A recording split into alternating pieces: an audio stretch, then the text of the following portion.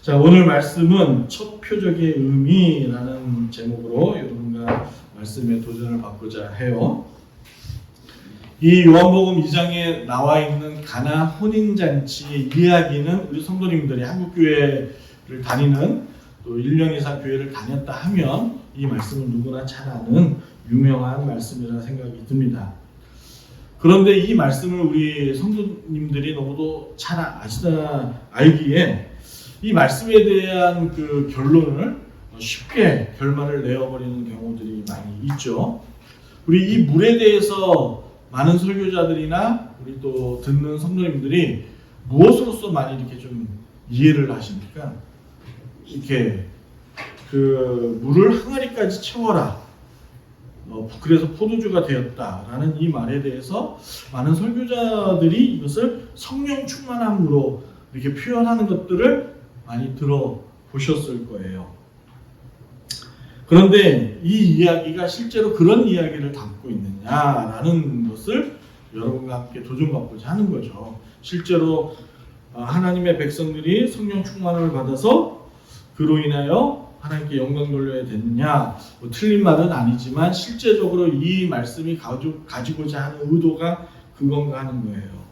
이런 거죠. 사랑하는 여러분, 혹시 시험 시간에 답이 생각나지 않아 머릿속에서 새하얗게 하얘진 그 경험들이 있으실 거예요. 그렇죠? 막 시험 문제를 보는 가운데 그것이 생각이 안 나서 분명히 전날 공부했는데 답이 생각이 나지 않는 거예요.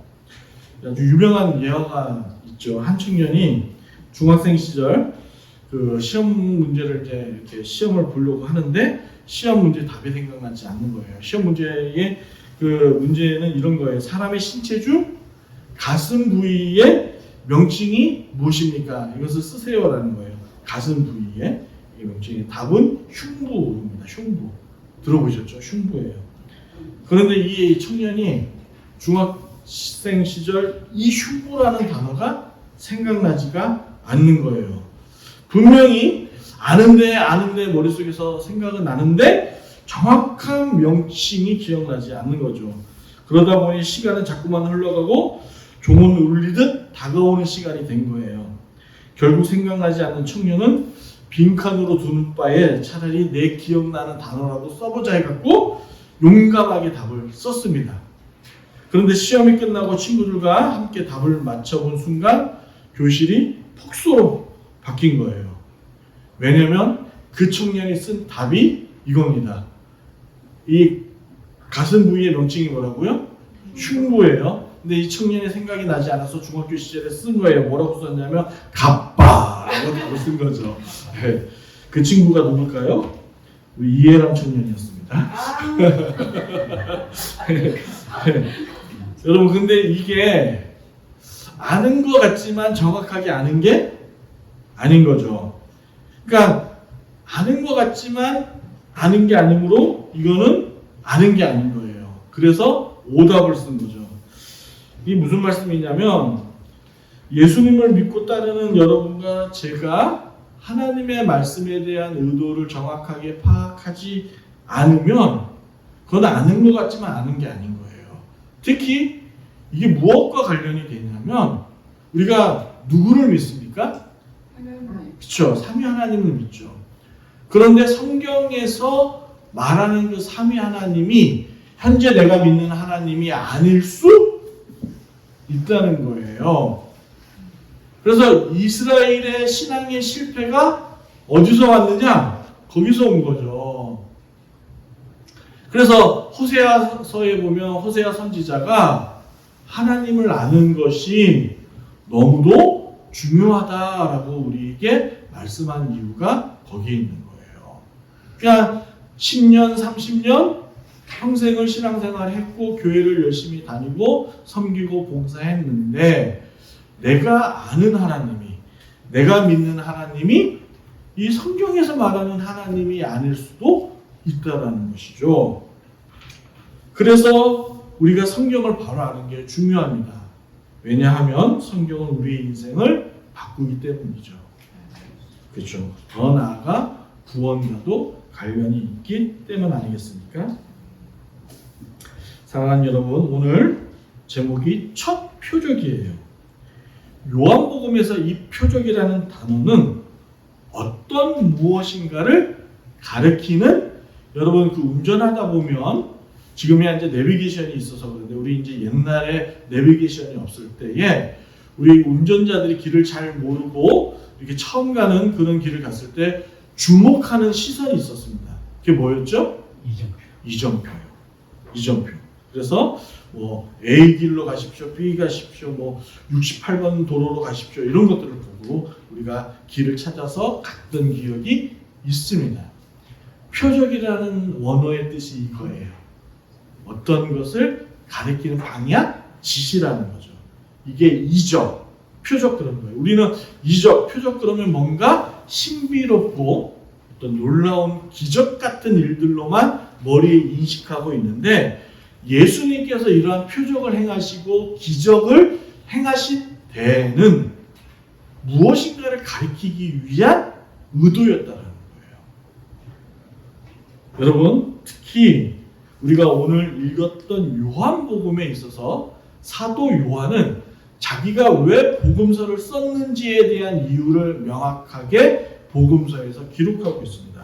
여러분이 찾아서 한번 보겠습니다. 오직 이것을 기록함은 너희로 예수께서 하나님의 아들 그리스도이심을 믿게 함이요 또 너희로 믿고 그 이름을 힘입어 생명을 얻게 하려 함이라.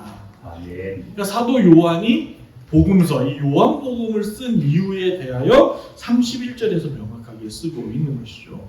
그런데 이것이 사도 요한이 이렇게 기록을 밝힌 것이 그 복음서에만, 그러니까 요한복음에만 해당되는 것일까요? 아니죠. 여러분, 우리가 성경 66권을 읽고 이렇게 설교자로부터 말씀을 듣는 데에는 이유가 있는 거예요. 하나님 아들 그리스도이심을 믿고, 그리고 그 믿음으로 말미암아 무엇을 얻기 위함이라고요? 영생, 생명을 얻기 위함이라는 것이죠. 그러므로 우리가 이 목적을, 성경을 읽고 말씀을 듣고 이렇게 예배를 드리는 데 있어서 이 의도, 이 목적을 잃어버리고 우리가 예배를 드리거나 복음서를 읽거나 설교를 듣게 되면 의도하지 않는 방향으로 우리의 신앙의 모습들이 나아갈 수 있다는데 우리가 관심을 가져야 되는 거예요. 여러분, 12월이면 무슨 날이 있죠? 성탄절과 함께 동거하고 제 생일이 있습니다. 네. 네, 그건 그렇고 성탄절이 있죠. 예수님이 나신 이유가 있는 거예요. 예수님께서 이 땅에 오신 목적이 있죠. 뭐예요? 우리를 구원하시기 위해서 오신 거예요. 그리고 그분을 또한 우리가 우리의 구원자로 믿기 위함인 것이죠. 그런데 그 의도를 우리가 잘못 파악하고 우리가 그 방향성을 잃어버리게 되면 예수님께서 이끌고자 하는 방향이 아닌 다른 방향으로 갈 수 있게 되는 거예요. 그래서 그런 사람들을 가리켜 이단, 그렇게 우리가 말하는 것이죠.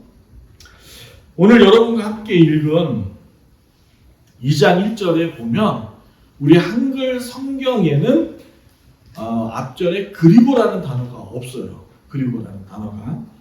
그런데 원문 헬라어에서 보면 그리고가 있죠. 그러니까 이렇게 시작하는 거예요. 2장 1절이 그리고 사흘째 되던 날, 이렇게 원문이 시작이 됩니다. 그러니까 그리고라는 단어를 썼다라는 얘기는 가나안의 혼인잔치 이야기는 1장과의 이야기와 관련이 있다 없다? 있다라는 거예요. 그러니까 1장에 대한, 요한복음 1장에 대한 이야기, 그 서두를 이해하지 않으면 혼인잔치가 왜 기록됐는지에 대한 의도를 놓치게 된다는 것이죠. 그러므로 1장을 제대로 이해하지 못한 채 가나안 혼인잔치를 분리된 단락으로만 이해하게 되면 이것이 가지고 있는 중요한 메시지를 놓치게 되는 거예요. 여러분, 위에 보시면 1장 49절과 51절을 여러분 눈으로 보세요. 이렇게 나와 있죠. 무슨 사건이 있냐면 나다니엘이 대답하되 라삐여 당신은 하나님의 아들이요 당신은 이스라엘의 임금이로소이다.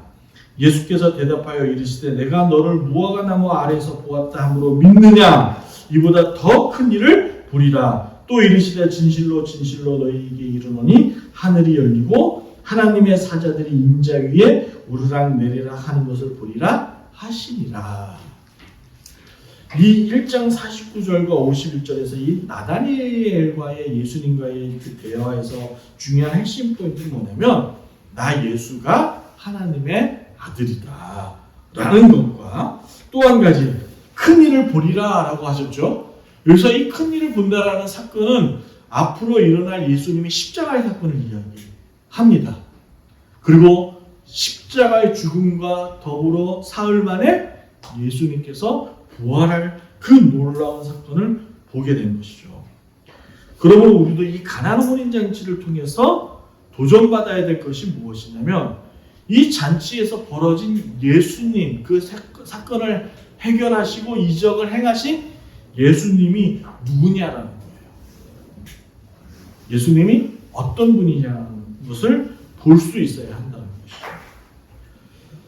오늘 본문에서 혼인잔치 예수님의 어머니 마리아는 이미 그곳에 와 있었죠.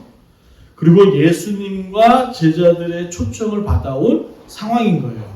여러분 이 가나안 혼인잔치가 여러분이 아는 것처럼 예수님의 첫 표적이죠. 기적. 예. 예수님께서 사역하시면서 처음 베풀었던 사건이라는데 여러분이 기억하셔야 되는 거예요. 그리고 이 자리에 이제 예수님과 제자들을 불러서 또 초청을 받은 상황인 거니까 예수님의 사역의 초반인 거예요. 초반. 여러분 이스라엘의 혼인잔치는 저도 어제 이제 결혼식 갔다 왔는데 길어야 이제 1시간, 2시간 정도 이렇게 진행이 되잖아요. 그런데 이 중동의 이 결혼 문화는 일주일간을 이게 이제 행해지는 거죠. 그래서 여러분 그 기름 준비한 그 열처녀의 이야기도 그게 오늘 몇 시간 만의 이야기가 아니라 일주일 동안에 그러니까 신랑이 언제 올지 모르는 그 이스라엘의 중동의 혼인 문화를 설명하고 있었던 것이죠. 그런 것처럼 혼인잔치는 일주일간 진행이 되는 거예요. 더욱이 중요한 것은 우리 남성들, 우리 중동 땅에서 안 일어나 태어나지 않은 것을 진짜 감사해야 되는 거예요. 일주일간의 이 벌어지는 혼인잔치의 모든 비용은 신랑이 되는 거예요. 어마어마하게 돈이 드는 거죠. 따라서 신랑은요, 일주일간 잔치를 베풀 수 있는 음식과 포도주를 넉넉히 준비해야 하는 거예요. 그런데 오늘 말씀의 우리가 내용은 어찌된 영문인지 혼인 잔치집에 가장 흥겹게 만들어주는 기쁨을 북돋아주는 포도주가 떨어진 거예요. 그래서 대다수의 설교자들은 성도에게 어떤 문제가 생기면 마리아처럼 예수님을 바로 찾아가 도움을 청해야 된다라는 것이 혼인잔치의 대부분 결론으로서 얘기하는 부분들이 많이 있어요. 네, 물론 틀린 말은 아니에요. 맞는 말씀이고 신자가 우선적으로 가져야 할 태도입니다. 할렐루야. 우리 신자의 삶에 있어서 어려움과 고난이 닥치거나 만나게 됐을 때에 여러분과 저는 유력한 사람을 찾아야 됩니다. 아니죠. 누구를 찾아야 됩니까? 예수님, 하나님을 찾아야 되는 거예요. 이게 바로 태도예요. 그런데 이 본문의 말씀은 그 의도로 설명하는 게 아니라는 거예요. 왜냐하면 이 사건이 예수님의 첫 표적 사건이기 때문에 그래요. 잘 들어보세요. 그 당시에 어머니인 마리아는 아들 예수가 이렇게 예수께 얘기하면 바로 예수님께서 초월적인 초능력을 발휘해서 이렇게 물을 포도주로 만들 것이라는 것을 인식하고 도움을 청했는가 하는 거예요. 그렇죠. 힘들 거라는 거예요. 이게 예수님께서 어느 정도 3년간 공생애 가운데 1년 반 이상 지나갔고 예수님의 여러 기적들과 나사로를 살린 사건들을 본 후에라면 예수님께서 이 같은 능력들을 발휘할 것이라고 믿고 도움을 청할 수는 있어요. 그렇죠? 그런데 이거는 예수님의 첫 사역이라는 거예요. 어떠한 기적과 이적들을 행하지 않은 바로 첫 기적과 사건을 일으키는 장면이라는 것에 주목해야 된다는 것이죠. 다시 말해 이 본문이 성도에게 어려운 시험이 닥치게 되면 마리아처럼 예수님의 초월적인 힘을 빌려 도움을 받아야 된다라는 의도로 말하고 있는 게 아니라는 거예요. 자, 그러면 여러분, 이스라엘에서 포도주가 가지는 의미가 있어요. 이스라엘에서 무화과나무 여러 가지들 성경에 나온 식물들이나 어떤 이런 물건들이 그냥 기록되는 것이 아니라 성경에는 의도를 갖고 쓴 거죠. 그리고 거기에는 이스라엘 문화 속에서 가지는 의미들이 있는 거예요. 시편 104편 15절에 보면 104편 15절에 보면 그냥 여러분 들으세요. 사람의 마음을 기쁘게 하는 포도주, 이렇게 성경은 기록하고 있어요. 포도주가 뭐라고요? 사람의 마음을 기쁘게 하는 포도주. 사사기 9장 13절에 보면 포도나무가 그들에게 이르되 뭐라고 하냐면 하나님과 사람을 기쁘게 하는 내 포도주를 어찌 버리고 가서 나무들 위에 우쭐 내려 한지라, 이렇게 나와 있어요. 그러니까 포도나무, 그러니까 포도주가 가지는 의미는 하나님과 사람을 기쁘게 한다는 상징적인 것을 갖고 있는 것이죠. 이처럼 결혼식을 밝게 만들어주고 흥을 돋궈주는, 그러니까 결혼의 기쁨을 지속시켜주는 것이 여기서 무엇이라고요? 포도주라는 거예요. 그러니까 체면을 중시하는 이스라엘 문화에서 포도주가 떨어졌다라는 말은 신랑에게 엄청난 위기예요. 위기예요. 더욱이 여기 보면 연음을 이끌어가는 연은장이 있죠. 사람이 있어요. 그 행사, 잔치를 베풀어 가는 거기에 리더가 있다는 거예요. 그런데 신랑이 이 포도주를 준비하지 못함으로 그 연은장에 있는 사람과 갈등을 비할 수가 있어요. 이 얘기는 뭐냐면 이 당시 법에 따르면 우리는 이해가 안 되지만은 이 연은장은 포도주를 신랑이 준비하지 않음으로 인해 신랑을 고소할 수 있는 법적 위기도 있는 거예요. 우리하고는 좀 이해가 안 되죠. 그런데 이스라엘 문화 가운데 그게 있는 거예요. 그런데 여러분, 이 혼인잔치가 예수님의 가문과 예수님의 가정과 떨어진 낯선 사람이 아니라 친척이라는 것을 우리가 알 수 있어요. 왜냐하면 예수님의 어머니 마리아가 먼저 가서 그 혼인잔치를 같이 준비하는 것을 알 수가 있죠. 이때 예수님의 어머니 마리아가 제일 먼저 아들 예수에게 찾아가 포도주가 떨어졌다라고 말합니다. 왜 어머니는 신랑이 아닌 예수님에게 찾아가서 얘기했을까요? 그리고 또 우리가 보면 놀라운 것은 예수님께서 어머니의 이러한 부탁을 들어줘요? 결론은 들어주는데 앞서 독특한 예수님께서 말씀하시죠. 이 일이 나와 무슨 상관이 있다고 저에게 얘기하십니까? 라고 얘기를 하죠. 여러분, 이렇게 예수님께서 이 기적을 행할 것을 이 어머니 마리아가 앞서 말씀드린 것처럼 알고 부탁했을까요? 어떤 전설에 의하면 예수님이 어렸을 때에 진흙으로 비둘기를 만들어서 살아있는 새로 변화시켰다라는 기록이 전설의 이야기가 있기도 합니다. 그러나 말 그대로 그것은 확인되지 않는 전설에 불과한 것이죠. 어쨌든 성경은 가나안 혼인잔치에서 물을 포도주로 변화시킨 이 사건을 예수님의 첫 표적으로 소개합니다.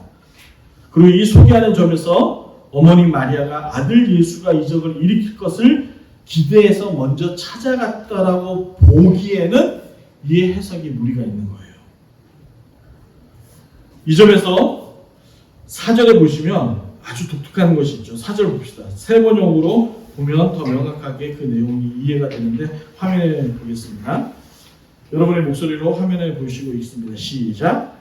예수께서 어머니에게 말씀하셨다. 여자여 그것이 나와 당신에게 무슨 상관이 있습니까? 아직도 내 때가 오지 않았습니다. 네, 이 요한복음에 있어서 탁월한 학자 카슨이라는 분이 있습니다.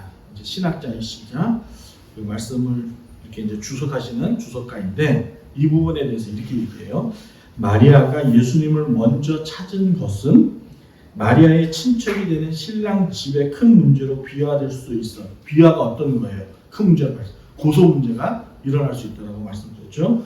이 문제가 일어날 것 같아서 큰 아들, 예수님께서 요셉과 마리아 가문의 큰 아들이잖아요. 장남인 거잖아요. 그래서 예수에게 찾아가 이 상황을 먼저 좀 해결해 보라고 요청을 한 것이라고 해석을 합니다. 그리고 이 카슨의 주장에 대해서 그 뒷받침해주는 내용이 바로 무엇이었냐면 여러분 보셨던 것처럼 그 예수님께서 어머니 마리아에게 냉정하고도 투명하게 그 대꾸하는 장면을 통해서 우리가 알죠. 매몰차게 어머니의 이야기를 거절합니다. 이어서 여자여 그것이 나와 무슨 상관이 있습니까? 라고 얘기해요. 이 구절을 원문 그대로 이렇게 직역을 하면 이렇게 됩니다. 당신은 나에 대하여 요구할 권리가 없습니다. 그러니까 이게 직역한 거예요. 이게 무슨 말이냐면 이 혼인잔치의 일에 있어서 나를 끌어들이지 말아주세요 라고 해석할 수 있는 것이죠. 그러니까 이렇게 직역을 들으니까 예수님께서 얼마나 매몰차게 거절했는지 아시겠죠. 그러니까 아주 단호하게 거절한 거예요.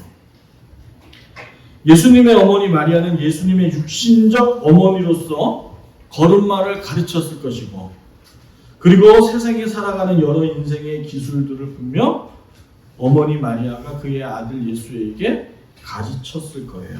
그러하기에 장남이 되는 아들 예수 그리고 많은 사람들로부터 추앙받기 시작한 이제 사역의 첫 시작이잖아요. 그래서 제자들이 따르고 사람들이 이렇게 이제 몰려드는 이런 상황에서 영향력이 있어 보인다라는 그 아들에게 이만한 부탁은 충분히 할 수 있고 이로 인하여 이 혼인잔치에 일어날 수 있는 여러 그 고소 문제라든지 큰 일에 대해서 조금 해결해 보라는 부탁은 자연스럽게 일어날 수 있다라는 것이죠.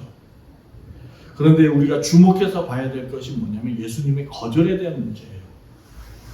왜냐하면 예수님께서는 자신이 이 땅에 오신 이유가 인간의 어떠한 욕구나 인간의 삶의 어떤 문제를 해결해 주기 위해서 이 땅에 온 것이 아니다라는 것을 우리에게 이 말씀 통해서 보여주기 위한 것이죠. 예수님이 한낱 인간의 욕구를 해결하기 위한 목적으로서 이 땅에 오신 것이 아니라는 것을 사도 요한이 얘기하고 있는 거예요. 우리의 믿음이 없어서 혹은 하나님이 우리를 덜 사랑하시기 때문에 지금 여러분과 제가 삶에서 겪고 있는 문제들이 응답받지 못하는 게 아니라는 거예요. 해결받지 못한다는 것이 아닌 거예요. 여러분 세례 요한이 예수님을 다음과 같이 묘사하죠. 앞에 1장에 보면 앞에 2장의 1절에 한글 성경에 없는 단어 뭐가 빠졌다고 제가 말씀드렸어요? 그리고가 빠졌다는 거예요. 1장 29절에 보면 세례 요한에게 예수님께서 세례를 받을 때 세례를 받고 가시는 예수님을 향하여 뭐라고 얘기합니까? 보라 세상 죄를 지고 가는 하나님의 어린 양이다. 예수님은 인간이 필요로 하는 어떤 욕구 있잖아요. 부자로 살고 싶은 마음들, 명품 갖고 싶은 마음들, 좋은 차 타고 싶은 마음들, 좋은 집에 살고 싶은 마음들, 이러한 인간의 욕구를 해결해 주기 위해서 온 분이 아니라는 거예요. 예수님은 여러분과 저의 죄를 담당하시기 위해서 오신 분이라는 거예요. 다시 말해 마리아는 세속적인 관점에서 지금 그냥 포도주가 필요한 거예요. 근데 예수님의 이 단호한 거절의 의미는 무엇이냐면 나는 너희들의 삶의 욕구나 그런 필요한 것들을 충족해주기 위해서 이 땅에 온 분이 아니라는 것을 말씀해주고 있는 것이라는 것이죠.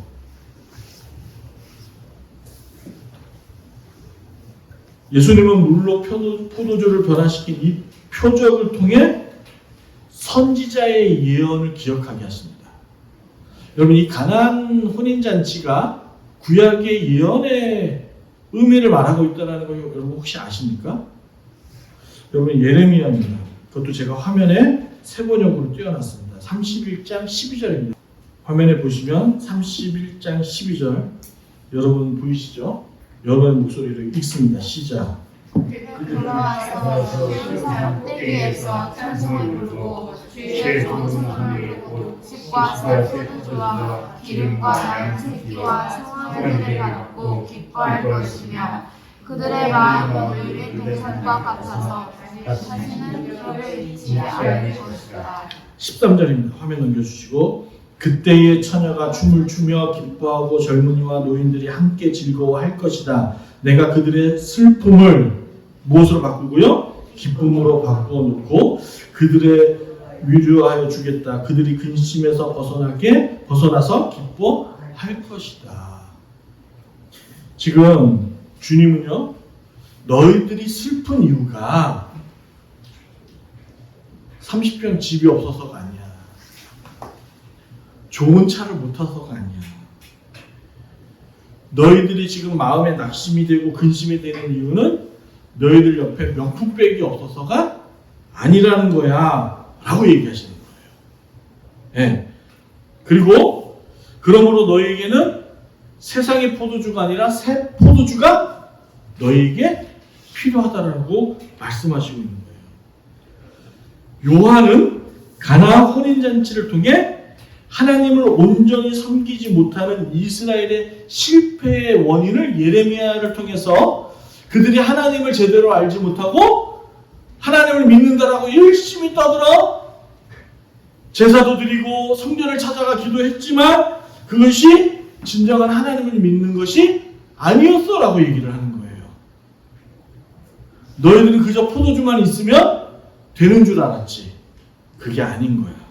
새 포도주를 마셔야 되는 거예요. 그 새 포도주가 누구냐면 너희들의 진정한 신랑이신 하나님의 아들 예수 그리스도를 영접해야 되는 거야 라고 얘기하는 것이죠. 그래서 1장 여러분 요한복음 1장 보세요. 중요한 말씀 했죠. 1장 12절입니다. 여러분 목소리 있습니다. 시작. 영접하는 자, 곧 그의 이름을 믿는 자들에게 하나님의 자녀가 그것을 주셨으니. 아멘. 하나님의 자녀가 되기 위해서는 신랑이신 예수님을 영접해야 되는 거예요. 영접해야 돼요. 그런데 이스라엘이 그걸 못했다는 거예요. 그러니까 기쁨은 포도주에서 오는 게 아니라 신랑을 제대로 영접했을 때 오는 거야. 신랑이 본질이야. 혼인잔치의 본질이 뭐예요? 포도주가 아니잖아요. 신랑이잖아요.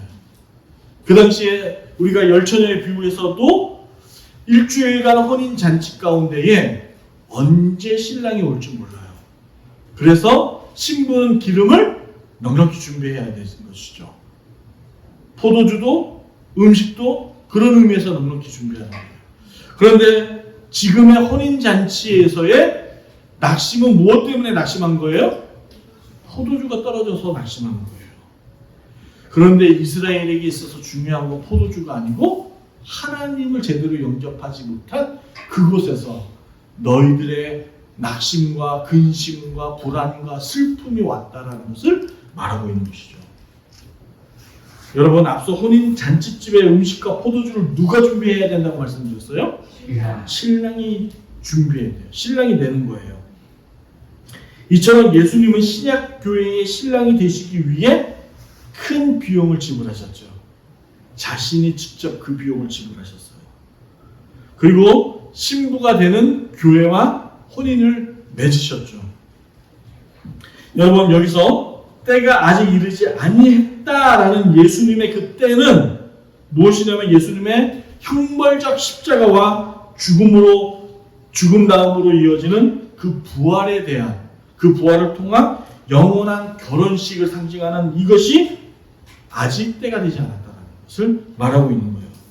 그래서 세례 요한은 3장 29절입니다. 신부를 취하는 자는 신랑이나 서서 신랑의 음성을 듣는 친구가 크게 기뻐하나니 나는 이러한 기쁨으로 충만하였노라. 그러니까 기쁨이 포도주나 그 기쁨의 충만이 음식과 연회장의 분위기에 있는 것이 아니라 신랑을 제대로 영접할 때에 비로소 기쁨의 충만과 그 기쁨의 크기가 많게 커진다는 것이죠. 예수님만이 교회의 영원한 신랑이자 그리스도라는 것을 이야기하고 있는 거예요. 그러면 여러분, 이 혼인잔치가 오늘 신약교회를 향하여 어떤 메시지를 주는 거라고 생각하세요? 여러분, 오늘날 한국교회를 보세요. 화려하죠? 정말 멋있어요. 여러분, 우리 교회도 화려하지 않습니까? 저는 우리 교회도 화려하다고 생각해요. 멋있다라고 생각해요. 교회가 있고 따뜻한 건물이 있고 또 함께 공동체를 나눈 성도들과 지체들이 있어요. 그런데 정작 그 혼인잔치의 주인공인 신랑은 있느냐 하는 거예요. 우리 안에 예수님은 있는가 하는 거예요. 보세요. 신랑은 지금 여기에 지금 포도주가 떨어졌어요. 그런데 정작 그 신랑은 사람들로부터 고소를 당할 수 있는 위기가 지금 현재 닥쳤고 그 위험에 처해 있음에도 불구하고 현재 포도주가 떨어졌다라는 사실을 인지하지 못하고 있어요. 더욱이 잔치가 끝날 무렵까지 좋은 포도주가 대접이 되었죠. 결론적으로 예수님께서 물을 포도주로 바꾸셨어요. 그래서 연회장이 이렇게 좋은 포도주를 아꼈다가 끝에 가서 내놓는 신랑을 칭찬합니다. 그런데 그 신랑은 이 좋은 포도주가 어디서 왔는지조차도 지금 파악하고 있지 못하는 거예요. 그저 자신이 이 모든 것들을 잘 준비했다라고 생각하는 거죠. 오늘날 한국교회 성도들은 내 성공의 모든 백그라운드가 주님이라고 생각하지 않는 경향들이 많아요. 나의 탁월한 실력과 내가 가지고 있는 스킬과 스펙 때문에 내가 지금 잘 되고 있는 거야 라고 착각하는 사람들이 많은 거죠. 앞서 우리 장로님께서 찬양하실 때에 그 상황들을 설명하시면서 이 모든 것이 주님의 은혜라고 고백하는 성도들을 오늘날 한국교회에서 그렇게 찾아보기가 쉽지가 않은 거예요. 사랑하는 여러분, 오늘날 교회는 어리석은 신랑처럼 물이 포도주로 변해 많은 사람들을 즐겁게 해준 이 사실조차 모르는 거예요. 뭐예요? 예수님이 우리의 기쁨이요, 예수님이 우리를 살리신 진정한 메시아라는 것을 세상 사람들이 몰라요. 그리고 유대인들처럼 종교적 열심만 있는 거예요. 11시 예배 빠지면 안 돼요. 늦으시면 안 돼요. 그래, 늦지 않으면 내가 신앙 좋은 줄 알아. 자, 다음 주부터 새벽 기도회 있습니다. 빠지지 마시고 다 나오세요. 새벽 기도 빠지지 않고 잘 나오면 그게 신앙 좋은 줄 알아요. 물론 게으른 사람보다는 다르죠. 다른데 그것이 신앙의 모든 척도를 다 갖고 있는 것이 아니에요. 그렇게 열심히 종교 생활을 하고 열심히 신앙생활을 했는데 그 성도 안에 기쁨이 없는 거예요. 즐거움이 없는 거예요. 더욱이 예수님께서 여러분과 저를 위한 모든 비용을 다 내시고 우리를 구원하셨다라는 그 기쁨마저도 오늘날 한국교회 성도들 안에는 모르고 있다는 사실인 거죠. 여러분, 예수님이 이 땅에 오신 이유가 뭐예요? 우리를 구원하시기 위해서. 그런데 그 구원하신 방식이 어떤 거였죠? 예수님께서 십자가에 죽으시는 거였어요. 인간의 몸으로. 모든 고난과 고통을 우리가 받아야 될 것들을 주님께서 받으셨어요. 여러분, 이 사실이 여러분의 기쁨으로 다가오십니까? 그것이 여러분의 은혜로 다가오십니까? 그러므로 오늘을 사는 여러분과 제가 지금 잃어버린 것이 없는가라는 것을 이 혼인잔치를 통해서 우리에게 말하고 있는 거예요. 진짜 혼인잔치의 주인공이신 예수 그리스도, 그 예수님을 우리는 지금 잃어버리고 그 분위기에 휩싸여서 예수님은 보지 못하고 주변에 의하여 살아가고 있는 유대인들처럼, 이스라엘 백성들처럼 그렇게 종교 생활로 머물러 있고 있지는 않느냐 하는 것이죠. 우리가 많은 예배를 드리잖아요. 그리고 많은 신앙생활들을 우리가 열심히 하고 있습니다. 그런데 정작 우리의 그 열심과 우리의 예배 드림이 무엇을 가리키고 있는가 하는 거예요. 여러분의 열심과 여러분의 수고와 여러분의 봉사가 무엇을 가리키고 있어요? 예수님의 표적이 무엇을 가리킨다고 얘기했죠? 하나님을 가리키는 거예요. 하나님의 나라를 가리키는 거예요. 예수님의 모든 기적들, 예수님의 모든 사역들, 예수님의 말씀들이 하나님을 가리키고 있는 거예요. 성부 하나님을 가리키고 있는 거예요. 그럼 우리의 열심과 우리의 노력들은 무엇을 가리키고 있어야 돼요? 예수님을 가리키고 있어야 되죠. 여러분이 주일날 빠지지 않고 열심히 교회에 나오는 그 모든 수고들이 누구를 가리키고 있어야 돼요? 예수님을 가리키고 있어야 돼요. 그런데 여러분의 그 모든 것들이 지금 예수님을 가리키고 있느냐 하는 거예요. 우리에게 묻는 거예요. 여러분, 주님은 여러분과 저의 신랑이십니다. 그리고 저를 신부로 맞이하기 위해서 어마어마한 비용을 감당하셨어요. 자신의 목숨조차 아깝게 여기지 아니하시고 기쁜 마음으로 십자가에 죽으신 것을 맞이하셨어요. 그런 분이세요. 그러므로 다시 한번 이제 12월에 성탄, 이제 다음 주면 주일을 맞이하기 앞서 여러분 안에 다시금 예수님이 있는가라는 것을 찾아봤으면 좋겠습니다. 이 놀라운 사랑과 은혜를 깨닫는 우리들이 되었으면 합니다. 그래서 이 경험 속에서, 이 은혜 속에서 여러분의 일상이 예수님의 길을, 여러분의 주변 사람들에게 예수님을 알리는 그러한 길들이 되기를 주님의 이름으로 축복합니다.